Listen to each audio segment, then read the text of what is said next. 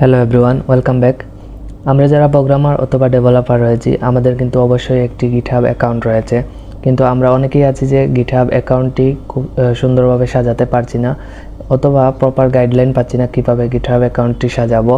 তো আজকের এই ভিডিওতে আমি আপনাদের সম্পূর্ণ একটি গাইডলাইন দেবো কীভাবে আপনি আপনার GitHub প্রোফাইলটি সাজাতে পারেন এবং একটি ওয়েবসাইটের সাথে আপনাদের পরিচয় করিয়ে দেবো, যেটার সাহায্যে খুব সহজেই আপনি GitHub প্রোফাইলটি সাজাতে পারবেন সম্পূর্ণ ইনফরমেশন দিয়ে।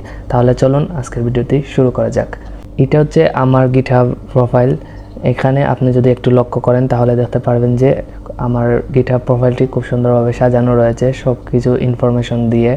এখানে আমি আমার সব ইনফরমেশনগুলো খুব গুছিয়ে GitHub প্রোফাইলটি সাজিয়ে রেখেছি, যাতে কোনো একজন ভিজিটর যখন আমার প্রোফাইলে আসবে তখন খুব সহজেই সব জিনিস যাতে সে দেখতে পায় অথবা সে যেটা জানতে চায় আমার বিষয়ে সেটা যাতে খুব সহজেই এখান থেকে খুঁজে পায়।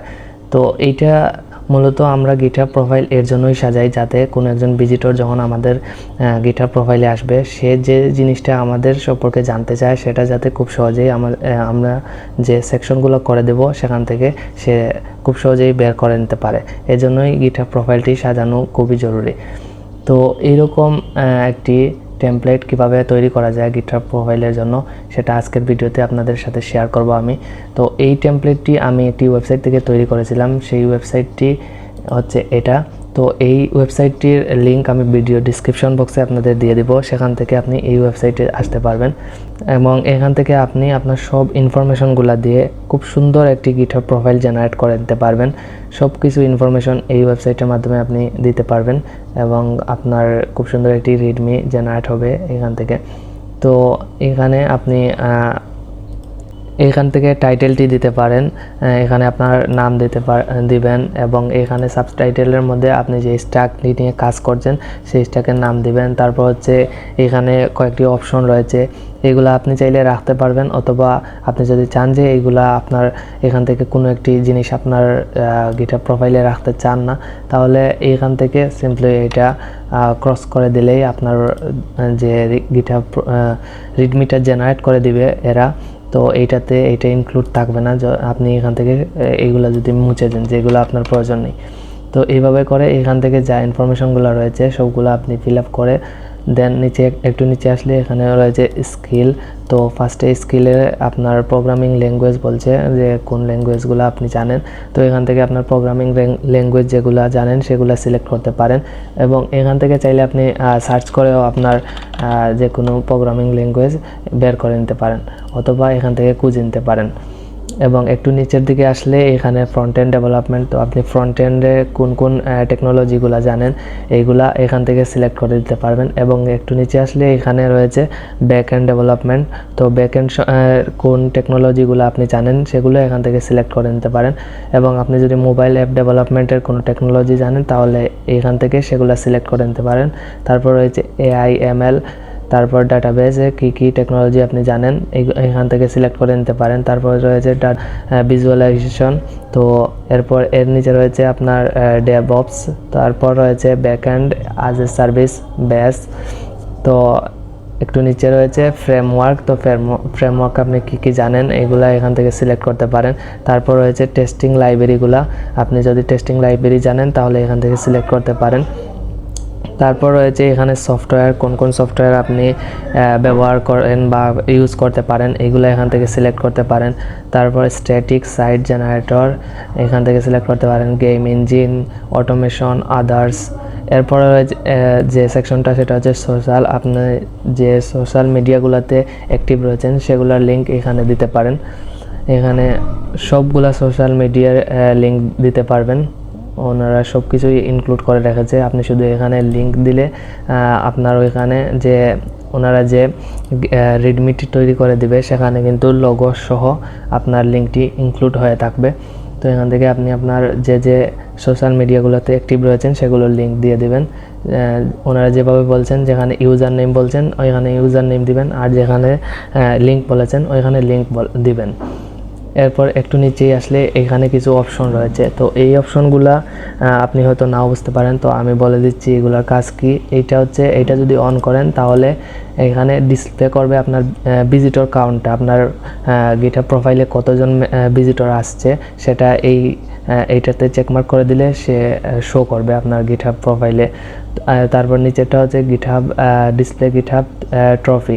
তো এইটার মাধ্যমে এই জিনিসটা ভিজিবল হবে। এখানে যে ট্রফিগুলো দেখতে পাচ্ছেন এইগুলো ভিজিবল হবে যদি আপনি এই সেকেন্ড নাম্বার এইটাতে চেকমার্ক করে দেন। তারপর হচ্ছে display GitHub profile status card. তো এইটা যদি অন করেন তাহলে আপনার এইরকম একটি স্ট্যাট কার্ড তৈরি হবে, যেখানে আপনার সব কিছু ইনফরমেশন দেওয়া থাকবে। আপনি GitHub-এ কতটি কমিট করেছেন, কতটা স্টার আর্ন করেছেন, এইগুলা। তারপর নিচের দিকে আছে GitHub প্রোফাইল স্টার্ট কার্ড। তো এটা তো অলরেডি বলে দিয়েছি, ডিসপ্লে টপ স্কিল। তো এটা অন করলে আপনার এইরকম একটি কার্ড আসবে। এইখানে যে টপ ল্যাঙ্গুয়েজ এইরকম একটি কার্ড আসবে, এটা যদি অন করেন। তারপর এর নিচে আছে ডিসপ্লে GitHub স্টেট।